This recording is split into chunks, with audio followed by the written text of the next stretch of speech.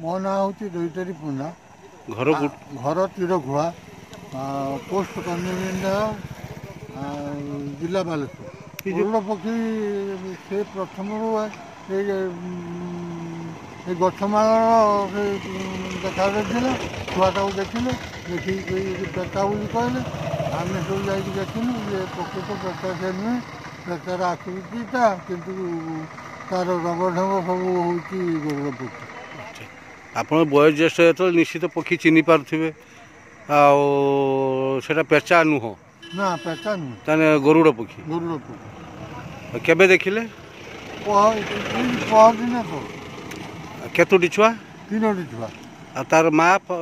ना माँ फा देखी मिलनी आमती लोक कमी कौन आसुँच देखा लोक लोक तो पछे धाड़ी लगे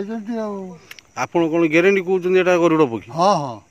मो ना लक्ष्मीनारायण पंडा घर ग्राम तीरखुआ। ये जो पक्षी बाहर कहते हैं कौन केमती देखिल कौन है केमती कहले पक्षी किसी सकाल सकाल किसी पिला ये रुंड होते आम खबर पाई आम घर यू 200 मीटर दूर आम खबर पाई शुणिकी आसला बेलू पिला सब अच्छा 3टा पक्षी देखिलु। तार आकृति केमिति कि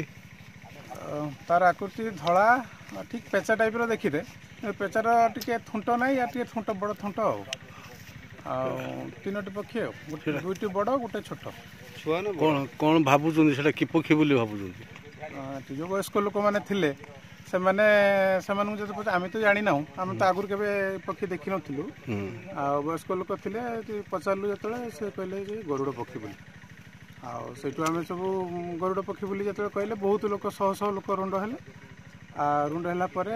ता भर वयस्क लोक सब आसते कहले गरुड़ पक्षी बोली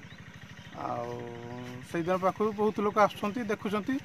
आमती आम भाविलु कलिजुग विष्णु वाहन आसिक ये अच्छा आम भी आम गाँव में बाहर जो आमको भी निजक गर्व लगुच खुशी लगुच बहुत लोग आसुँच देखुं।